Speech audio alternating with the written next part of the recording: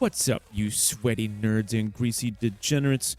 So we have some new information about Dr. Ratio because he was actually playable in the patch 1.6 story quest. So calculations have been made about his viability, at least for single target damage. So let's go ahead and take a look at this because he's looking like one of the new best DPS characters in the game. But there are some factors at play here that a lot of people are overlooking about his value. So let's go ahead and take a look at this. I firstly want to say there's a little bit of a buzz right now over whether Dr. Ratio might be the next best DPS character in the whole game. However, I don't think he's quite the DPS character people seem to think that he is. I'm not saying he's going to be bad. He's going to be amazing, but there's a lot at play here. Let's take a look. Alright, so this is Dr. Ratio's recently uploaded page on Prydwen.gg's website here. So do take a look at this for yourself. I'll put a link to this in the pinned comment and description below if you are curious about this for yourself. And I do recommend you come take a look at this for yourself. There's a lot of information here. Obviously, a lot of people are going to be looking at these numbers and thinking to themselves, oh my god, big PP damage, new best DPS in the whole game.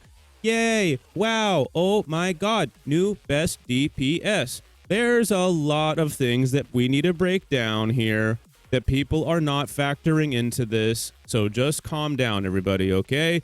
So let's dive into this a little bit more and dissect this and get a little bit of a better picture about what we're actually looking at here.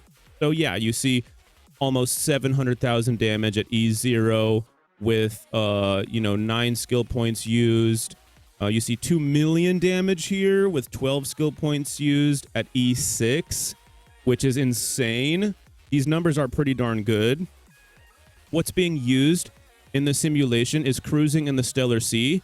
So it's not even his signature light cone, but that's actually the free-to-play option that people are going to be using. So this is very good news for free-to-play players. It is using Solsato, of course, and most people can get their hands on this and reach the crit numbers they need to get to make this work. You know, Ash Blazing Grand Duke, Acrospace. You see that these are what's being used for this particular setup, for this particular simulation here. Now, let's dive into this a little bit more.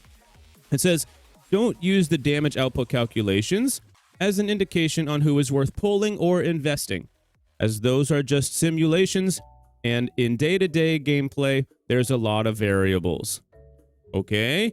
Now, use the numbers only to supplement your knowledge and treat them as the floor for a character's damage output, which can further scale with proper teams and investment. This is very true. So just be aware, this is over the course of, what is it? Combat is simulated over 8 cycles in-game, etc., etc. So just be aware that if you have a well-built team and a well-built Dr. Ratio, you will be dealing more damage than this, okay? You will be dealing more damage than this. If you don't have well-built teams, if you don't have a well-built Dr. Ratio, then maybe this is something you're not going to be able to hit. Maybe these numbers are out of your reach for the time being. So just be aware of that. Other things to note in the simulation, these characters are built to their max damage potential within the rule set, and different speed breakpoints may yield better results in Memory of Chaos, and these are some different breakpoints for speed that you might be able to hit and improve your overall damage output. Again, well-built teams will also yield better results, just so that you guys know. But that's not it. We have more to go into. Let's compare Dr. Ratio's damage to some other characters. Something to note here. We only have Dr. Ratio's single target damage. This is very important, okay? Because this is literally the best he's ever gonna look, okay? Dr. Ratio is a hunt path character. He only hits one character at a time, no matter what he does. It's only one character at a time. These are inflated numbers in a way when you think about it, because when you look at other characters like Jingliu, for example, or let's just look at Seele, for example, too. Her numbers are not as big. This is like a little over 300,000. Dr. Ratio is getting almost 700,000. That is crazy. Oh my god, those numbers are huge. Okay, so just be aware there's some other factors here. Let's take a look at Jingliu now. almost 400,000 damage. Whoa. Dr. Ratio is dealing significantly more than that. Now, if we look at 3 target scenarios for Jingliu, for example, you're going to see a much bigger number. You're going to see 725,000, roughly. And you're going to only be using 6 skill points to do it, by the way. 6 skill points versus 9 skill points. And it is more damage than his single target damage because Jingliu can actually hit more than one enemy at a time. Dr. Ratio can't do that, okay? He cannot do that. So something to be aware of here when you're thinking, oh, new best DPS character. I don't know if he will be the new best DPS character. He might start to fall off once you get the other half of his calculations. We only have single target at this current moment in time, and that is what makes him good. Single target is his bread and butter. This is how he puts food on the table. This is what he does. This is his job, and he's only got one job, and he is pretty good at it, but he only has this one job. So this is the best you're going to see Dr. Ratio is in single target damage. This is the best he's gonna look. Now, let's compare him again to Seele, because we already saw some comparisons with Jingliu, and being aware that Jingliu in 3 target or more scenarios will perform better than Dr. Ratio, at least at this time. That's what we can kind of see. You might notice when you look at single target damage, certain characters like Argenti are down here, kind of on the A tier. Not low, but like there he is. The second you turn him to blast damage, oh boy, his damage output starts to increase. Pretty good. The moment you hit the 4 to 5 targets, he starts to really, really rise up, right? Now, it should be noted that this tier list is just based on Memory of Chaos. Just Memory of Chaos, okay? So just be aware that, yeah, some of these characters might perform better depending on which Memory of Chaos you are in. This is just an example to show you guys how when you look at single target damage, Jingliu's a queen up here by herself right now, but the second you look at AoE, oh, it looks like other characters are pretty good too, right? The moment you put them in the right type of environments, oh, wow, look, they're doing pretty good. So when you look at Dr. Ratio here, single target damage, of course his numbers are going to be huge. But the moment you look at him against another character at 3 targets or more, his damage will not be as comparable. So for single target damage, we might be looking at the new king of single target damage. It is possible, and it does look like the math shows that Dr. Ratio might end up being the new best character for single target damage. That might not make him literally the best character in the game for DPS. This is only talking about DPS. So just be aware, he might not literally be the best DPS in the game, but he probably will be the best single target DPS in the game, and that does have some value. Now, that's just predictions based on the numbers that we see here. Once again, just be aware that it is not, you should not gauge 100% of a character's value off of these calculations, okay? So just be aware of that. Again, I need to make this disclaimer throughout this video. Just be aware these are calculations. These aren't perfect, okay? Now I want to show something else here. Let's take a look at Seele. Because just to prove how important it is to understand the disclaimers that are being put up here, Seele's single target damage scenario here is significantly less than Dr. Ratio's. And it's even less than Jingliu's. It's actually pretty good compared to Jingliu. She's pretty good. But for some weird reason, her 3 target scenario damage numbers are literally the exact same as her single target damage. Now you might be sitting there scratching your head like, why the hell is that the case? She'll defeat an enemy, and then she'll immediately get resurgence, buff herself, and then attack another enemy. And she might even get her ultimate after that. So what gives? Well, this is probably just calculations, guys. These probably are not factoring in certain parts of a character's kit. This is not factoring in certain synergies a character has, especially if some of those synergies exist with other characters in the game. Maybe characters that are on your team, buffing those characters or creating extra effects that aren't calculated here in these situations. Seele is the perfect example of why these calculations are not perfect, okay? Now, the math is not wrong here. The math is not wrong. I've said this before. I've talked about this in Silverwolf's banner. The math is not wrong here. The equation is not right here. And they can't properly factor an equation to get this right, because resurgence and defeating an enemy is something you can't really properly calculate, because it's going to be different for every player in every scenario. So that's just something I want people to be aware of. Just like it says here at the top, well, shoot, what have I done?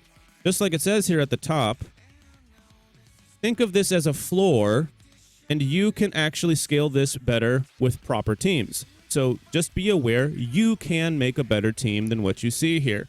Now let's go back to Dr. Ratio and look at some other factors that were put into this simulation. We saw some of what the build is using. Let's take a look at some of the team calculations.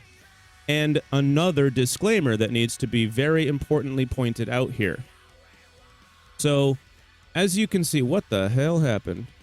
As you can see here, the team baseline for the simulation is this team right here. Dr. Ratio, Bronya, Pela, and Lynx. Pela, of course, because Dr. Ratio gets buffs from debuffed enemies. So Pela debuffs the enemies no matter who he's hitting. They're going to end up he's going to have a buff. This is the important line that nobody is probably reading. This sheet came from a random person. There may be mistakes. Don't take as gospel. Now, this sheet could be right. This sheet could be correct. I don't currently have a reason to think otherwise, because I haven't gone through the trouble of calculating all of this out myself. But this sheet could be wrong. So please, again, take all of this with a grain of salt. But it is kind of good to know that the calculations that were made were actually modest calculations. You know, he's not even using his signature light cone, because they can't technically show us those stats because it's not technically publicly released, so that's why they used that light cone. It's not even using Topaz! Take a look at this.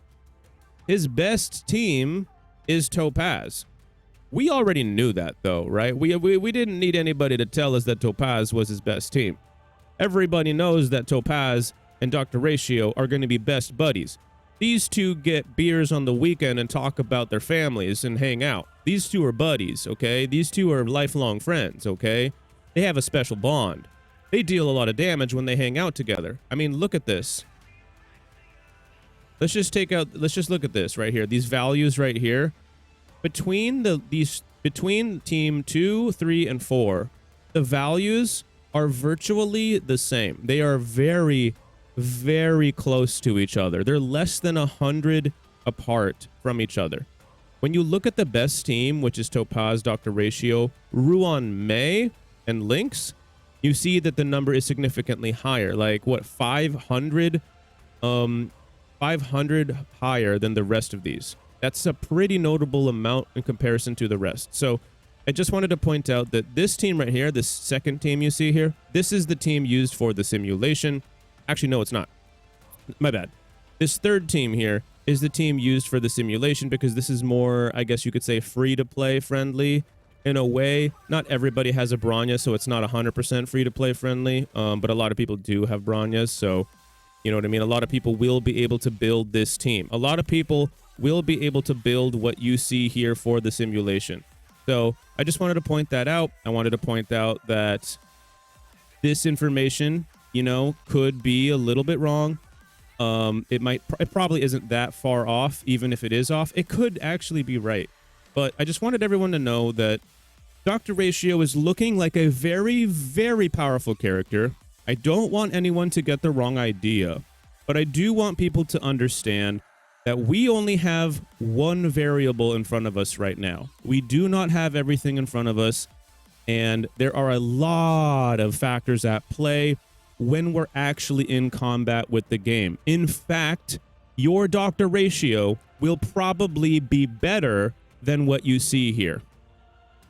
Your doctor ratio will probably be better than this because you will at the very least be able to pair him with a very, very solid team. For example, a lot of people have Ruan Mei. So this team right here, you don't even have to settle for that. You can use the Ruan Mei team, which technically will do more damage than the team with the Pela on it. Now, yeah, this team has Topaz on it, so just be aware of that. So I want everybody to understand that this is also E1S1 Topaz on this top slot, right?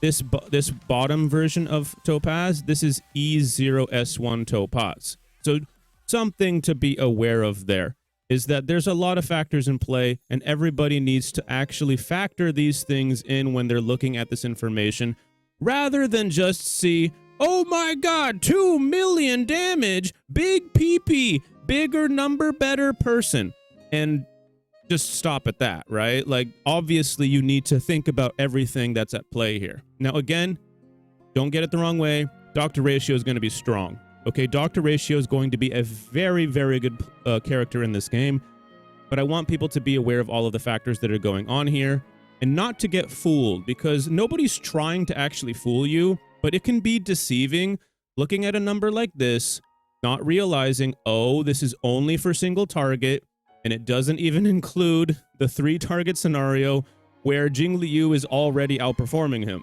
So I just wanted everybody to understand that and be aware of that. If this video was helpful to you in any way, shape, or form, please consider leaving a like and subscribe, and I'll see you in the next one. Peace out.